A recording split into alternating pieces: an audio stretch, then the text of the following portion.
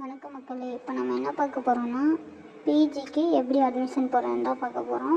நம்ம சேனலை மறக்காமல் ஃபாலோ பண்ணி சப்ஸ்கிரைப் பண்ணிக்கோங்க. எல்லோரும் சப்போர்ட் பண்ணுங்கள் ஃப்ரெண்ட்ஸ். ஃபஸ்ட்டு டிஎன்கேசான்னு டைப் பண்ணிட்டு உள்ளே போய்க்கிறோம். அப்படியே உள்ளே போனோன்னா ஃபஸ்ட்டு லிங்க் வரும், அதை கிளிக் பண்ணிவிட்டு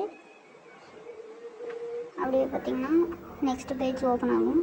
அடுத்து நியூ ரிஜிஸ்ட்ரேஷன், அதாவது click here for PG registration இருக்குது, அதை கிளிக் பண்ணுங்கள். கிளிக் பண்ணிட்டு ஃபஸ்ட்டு நியூ புதுசாக தான் ரெஜிஸ்டர் பண்ணுறேன் அப்படின்னா நியூ ரெஜிஸ்டர் கொடுங்க, இல்லைன்னா மேலே லாகின் இருக்கும். நம்ம வந்து இப்போ புதுசாக எப்படி நியூ ரெஜிஸ்டர் பண்ணுறேன்னு பார்க்கலாம்.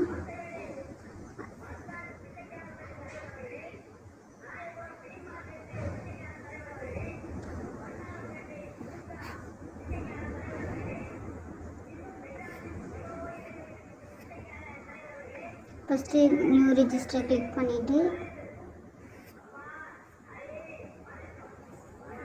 உங்களோட நேமு, அதாவது 10th மார்க் ஷீட்டில் இருக்க மாதிரி நேம் போட்டுக்கோங்க. அப்புறம் மொபைல் நம்பரு, இமெயில் ஐடி போட்டு கன்ஃபார்ம் இமெயில் ஐடி கொடுத்துருங்க. அப்புறம் டேட் ஆஃப் பர்த் கொடுத்துட்டு பாஸ்வேர்டு செட் பண்ண சொல்லியிருப்பாங்க.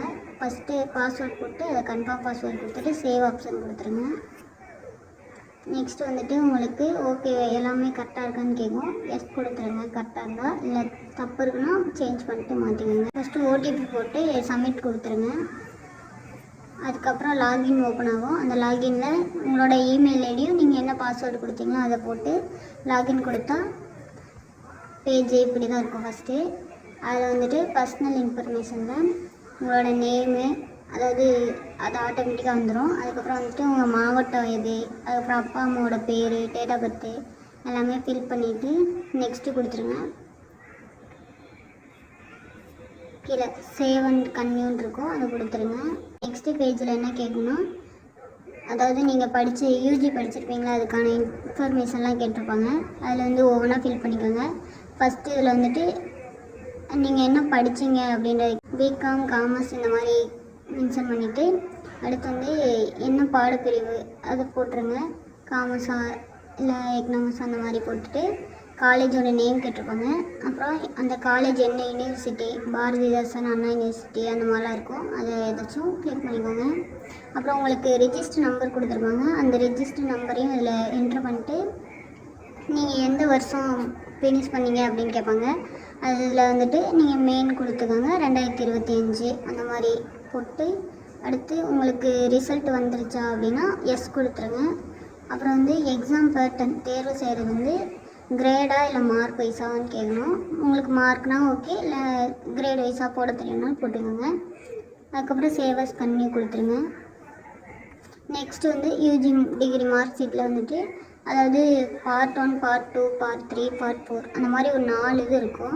பார்ட் 1ல் பார்த்திங்கன்னா தமிழ், பார்ட் 2ன்றது இங்கிலீஷு, அப்புறம் பார்ட் 3ன்றது மேஜர் பேப்பரு, பார்ட் 4ன்றது எக்ஸ்ட்ரா படிக்கிற அந்த இதெல்லாம் இருக்கும். அதெல்லாம் நீங்கள் சூஸ் பண்ணி கரெக்டாக மார்க் ஷீட்டை பார்த்து ஃபில் பண்ணிடுங்க.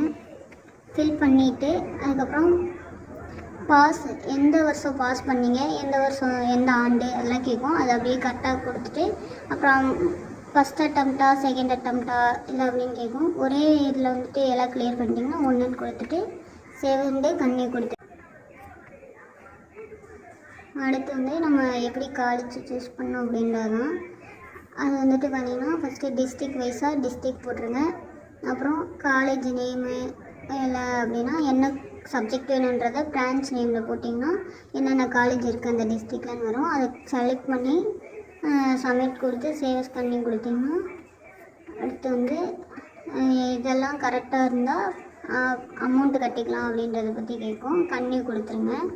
அதுக்கப்புறம் அப்படியே கீழே வந்துட்டு இருந்தீங்கன்னா பேமெண்ட் ஆப்ஷன் எல்லாமே வந்துட்டதுக்கப்புறம் இதெல்லாம் கரெக்டான ஒரு டைம் செக் பண்ணிவிட்டு சேவ் அண்ட் கன்டினியூ கொடுத்துருங்க.